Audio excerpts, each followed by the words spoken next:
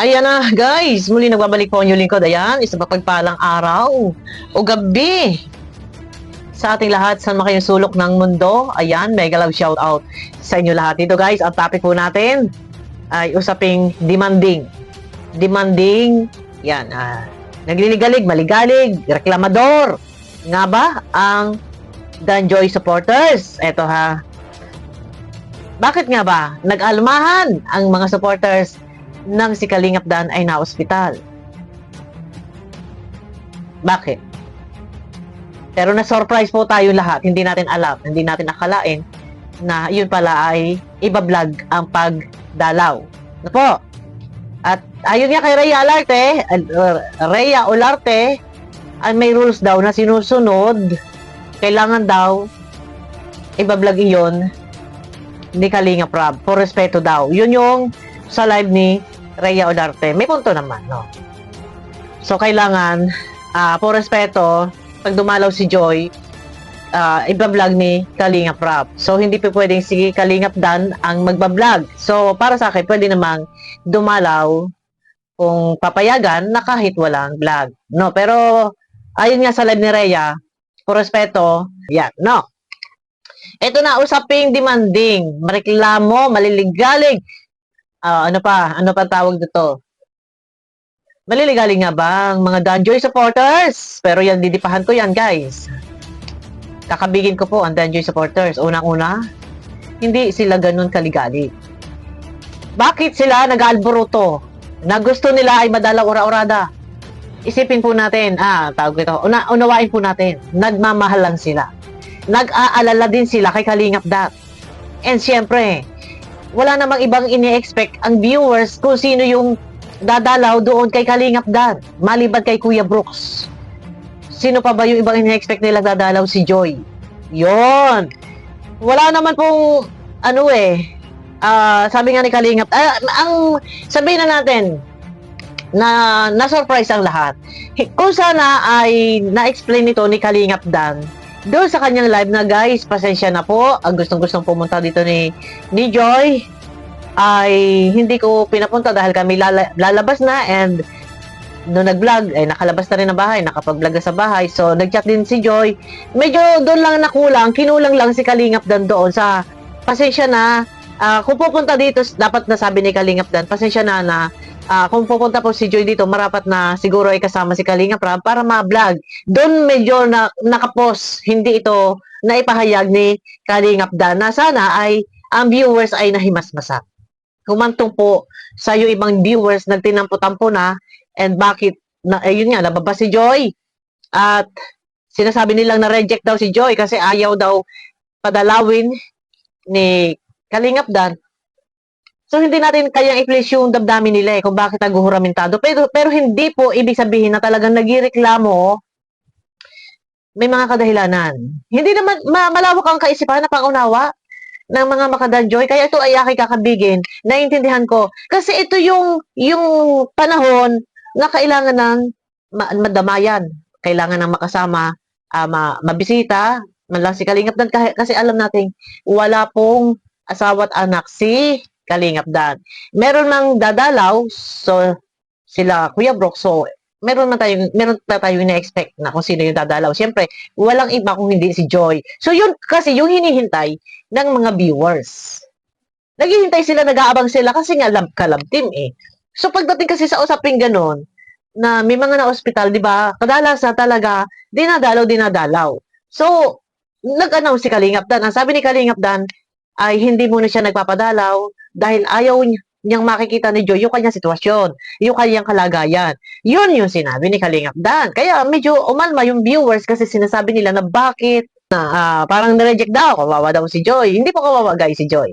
At sabi ko nga, yan, kagaya niya, pagpunta ng Baguio, no, sabi ni Kalingap Dan, hindi natin sure, malay natin, magbabago pa yung isip ni Kalingap Dan. Pero nabanggit po ni Kalingap Dan na pagpunta ng Baguio, hindi siya makasama kasi nga bagong opera, so matatagtag. So, pagdating doon sa Baguio, maglalakad-lakad. Siyempre, anong gagawin mo doon? Alangang mag-stay ka sa hotel. Nagpunta ka pa ng Baguio. Di ba? Siyempre, mamamasyal ka doon sa Botanical Garden, kung saan-saan pa. So, matatagtag. And sa biyahe din, matagtag din, aalog-alog ka dyan, aalog-alog ka. So, sabi ni Kalingap Dan sa kanyang live ay hindi siya makakasama. Pero abangan po natin, baka sakaling magbabago po yung isip ni Kalingap Dan, ano? Pero, nakausap ko si Joy, tinanong ko, Joy, pagpunta ng Bagyo, kahit hindi ba kasama si Kuya Dan, ay ikaw sasama? Nabanggit niya po, ay sasama po siya. Yan, yun maganda. Kumbaga, pagbigyan, yung kagustuhan ni Kalinga Prab, na yan banding-banding sila, punta, gimmick-gimmick sila, pagbibigyan, no? Para, siyempre, walang masabi, and wala namang pasok. Pero ito na, balik tayo doon sa usaping demanding, wag maligalig, wag mareklamo, wag puro ngal-ngal. Ito guys, no? Unawain po natin ang viewers. Dahil, kumbaga sa panahong ikaw ay na-hospital yung isang tao, marapat na dalawin ng mga kaibigan, mahal sa buhay, bilang pakikiramay, pag-aalala. Yan. Yun lang. Ganun lang sila. Bilang pag-aalala at kumbaga sabihin na natin kuya-kuya, kaibigan. Yan. Hindi lang ang mga kamag-anakan ang dumadalaw, pero yun nga, sa vlog ni Kalingap Dan, sa upload ni Kalingap Dan, nabagit niya na hindi raw niya pinapupunta dahil ang kadahilanan ay ayaw makita ni Joy yung kanyang sitwasyon. Medyo doon, sabihin na natin na hindi nagustuhan.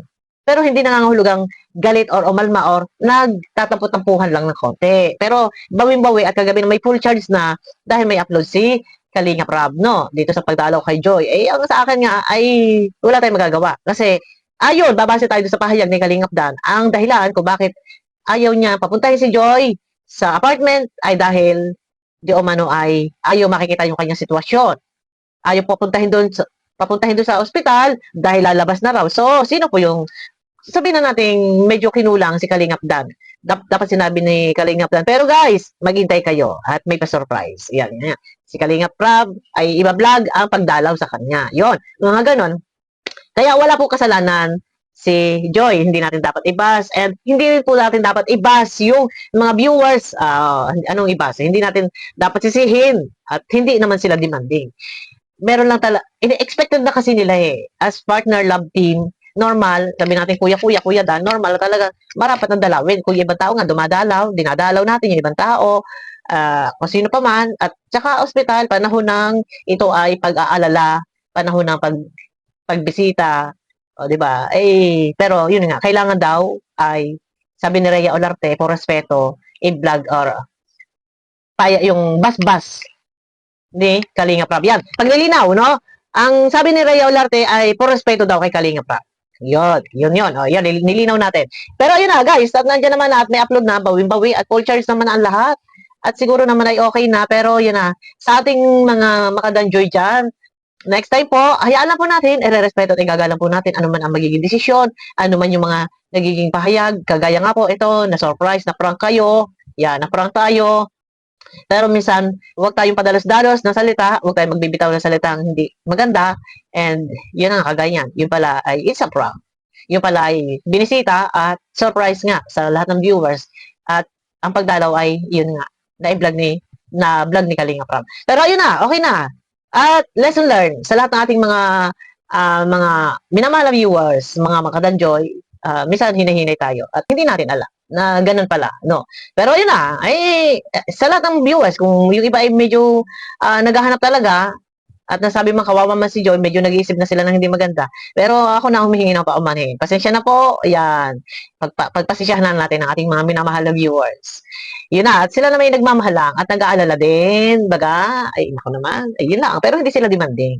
Wala silang ugaling mareklamo o maangal, walang ganun. Nag-aalala lang. Yan. Kahit man ako, sabi ko nga, tawag-tawag ako kay Kuya Andy, papadala akong pera. Ayan, tuloy, hindi na ipadala yung pera. Kasi nga, hindi nga daw pwedeng puntahan sa apartment. Ayun tuloy, hindi na ipadala yung pera. So, ipadala na lang natin to kay Joy para sa kanyang pag-aaral. No, yun po guys, mega love shout out at pakikinig naman po ng tamsak na sa ganun ay swak sa panlasa ni YouTube at abangan niyo ako sa aking next video. Bye-bye!